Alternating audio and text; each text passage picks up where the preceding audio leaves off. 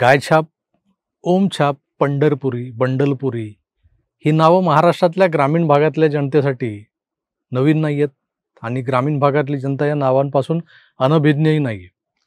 गायछाप, ओम आणि पंढरपुरी, ओमपुडी, पंढरपुरी तंबाखूचे ब्रँड्स आहेत होय.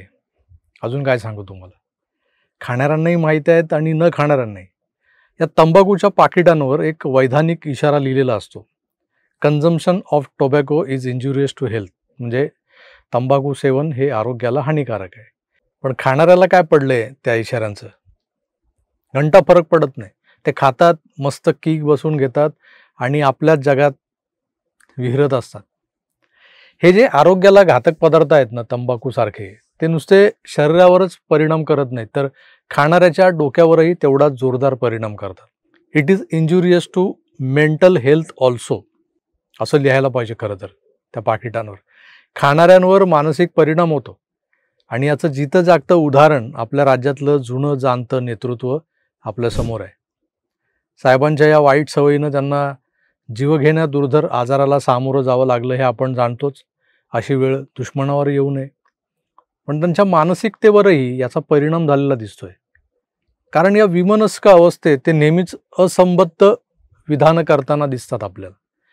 मागे मुंबईत बॉम्बस्फोट झाले होते तेव्हा एकूण धमाक्यांपेक्षा एक धमाका जास्तीचा त्यांनी मोजला होता. So I straight went to the television and I misled people, deliberately misled people. Instead of 11 bomb explosion, I told 12. म्हणजे बघा, यांचं गणित चुकलं होतं.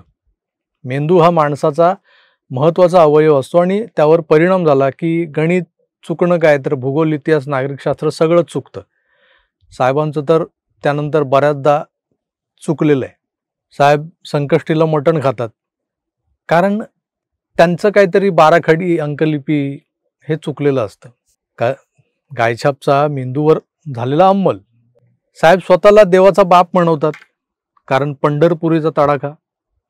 असं अनेकदा घडलेलं आहे, म्हणजे एकदा झालेलं नाही, अनेकदा घडलेलं आहे. त्यामुळे मी आता त्यांच्या या कारनाम्यांची यादी इथे वाचत बसणार नाही. पण झालंय काय तर 22 तारखेला काश्मीरच्या पहलगाम या पर्यटन स्थळावर निष्पाप हिंदूंना मुसलमान अतिरेक्यांनी गोळ्या घालून ठार केलं.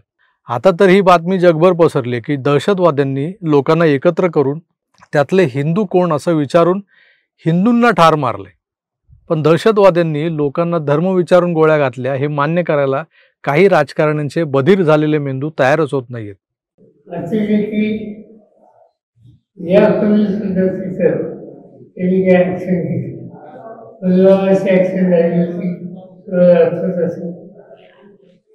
याच्या आधी 3-4 ठिकाणी अतिरेक्यांनी हल्ले केलेले.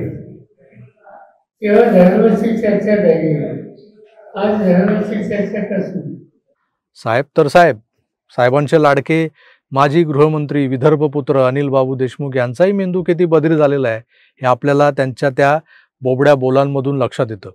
ऐका त्यांचे बोबडे बोल, ऐका.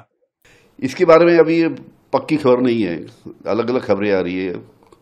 ऐसा जो काफ़ी जो 2-3 वीडियो जो आए उन्होंने ये बताया कि गोली दागने के पहले ऐसा किसने पूछा नहीं था कि आप हिंदू हो या मुस्लिम हो. ऐसे भी कुछ बातें सामने आई है. अभी धीरे धीरे पूरी जब छानबीन होगी तब ये बातें, सच्ची बात क्या है वो सब सामने आएंगी.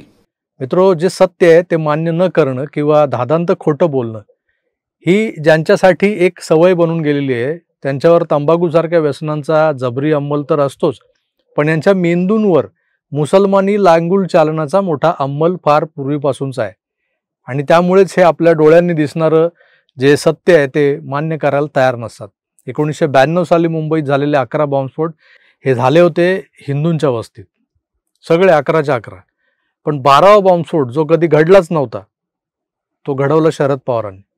So I was started working, but I recollect on 12th of March, I was sitting in Mantralay, and about 12 o'clock or 12:30 I heard big noise, and that was the explosion in Air India's office. And practically within 10 minutes I got a message that there were 11 places this type of explosions were there. More than 365 people died. I immediately realized that all these places are essentially dominated by Hindus. Number two, my guess was there must be some design, and the design must be Hindus should react against minorities. So deliberately these explosions were taken out in Hindu areas. That's right. So I realized that this is a basically design seems to be there should be the riots. Right. So I straight away went to the television and I misled people, deliberately misled people. Instead of 11 bomb explosion, I told 12. I see. And one of the place which I mentioned was Masjid Bandar. It is dominated by minorities. I see. So I tried to send message. It's not only in Hindu area, it is in Muslim area also. कारण काय तर या स्फोटांमुळे पेटून उठलेला हिंदू हातात शस्त्र घेऊन घराबाहेर पडला होता. मुंबईत दंगल पेटलीच होती आणि त्यात मग मुसलमानांना बक्कळ चोप बसला. त्यांचे उद्योगधंदे बेचिराग झाले. त्यांना व्यवस्थित अद्दल घडवली गेली. पण भडकलेला हिंदू अजून आक्रमक होऊन मुंबईतल्या मुसलमानांचं उरलं सुरलं अस्तित्वच संपून टाकायला निघू नये म्हणून मुसलमानांच्या पुळक्यापोटी पवारांनी आपलं गणित चुकवलं होतं. आताही त्यांना हे मान्य नाहीये की पहलगाममध्ये मुसलमान अतिरेक्यांनी धर्म विचारून हिंदूंना ठार मारले. पुन्हा हिंदू पेटून उठतील. मान्य नाही त्यांना. मेलेल्यांचे नातेवाईक डोळ्यात आसू आणून त्यांच्यावर बेतलेला प्रसंग सांगतायत की कुणाला कलमा पडायला सांगितला, कुणाला चड्डी काढून चेक केला, हिंदू आहे की मुसलमान, आणि हिंदू सापडला म्हणून सरळ डोक्यात गोळी घालून संपवला. पण पवारांना हे मान्य नाही आणि पवारांच्या चेल्यांनाही हे मान्य नाही. अजून स्पष्ट व्हायचं म्हणतात. धर्म विचारून मारलंय हे अद्याप स्पष्ट नाहीये. चायला गाय छापचा अंमल एवढा कडक असतो हे वाटलं नव्हतं मला. असेल बुवा, कडक की नरम ते खाणाऱ्यालाच ठाऊक. पण जे नग समोर येत आहेत त्यांचं गायछाप प्रेम जगजाहीर आहे आणि त्यांच्या वाणीवर या गायछापचा अंमल जो आहे तो स्पष्ट दिसतोय. यांना अनेकांनी सांगितलं की नका खाऊ नका खाऊ, तंबाखू सेवन आरोग्यास हानिकारक आहे. पण हे सेवन मानसिक आरोग्यासाठीही तेवढंच हानिकारक आहे हे आता उघड झालंय. यांचं मुस्लिम प्रेम मानसिक स्वास्थ्यापेक्षाही भयंकर टोकाला गेलेलं आहे. त्यांना मारल्या गेलेल्या पर्यटकांच्या परिजनांचे अश्रूही नकली वाटतात, मात्र मुसलमानांचं देशप्रेम खरं वाटतंय. तिथे कसे लोक मदत करतायत हिंदूंना. आता यावर काय बोलावं आणि काय बोलू नये हेच कळत नाही. त्यामुळं काही न बोललेलंच बरं आहे. तुमच्यासमोर सारं काही आहे. जे तुमच्या नजरेतून सुटतंय ते तुम्हाला दाखवण्याचं काम मी करतोय.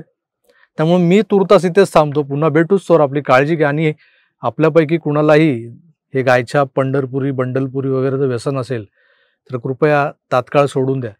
नाहीतर तंबाखू खाणाऱ्याची गत ही अशी होते हे विसरू नका. तेव्हा काळजी घ्या आणि पाहत राहा आपलं आवडतं यूट्यूब चॅनल आकार DG9. धन्यवाद. नमस्कार.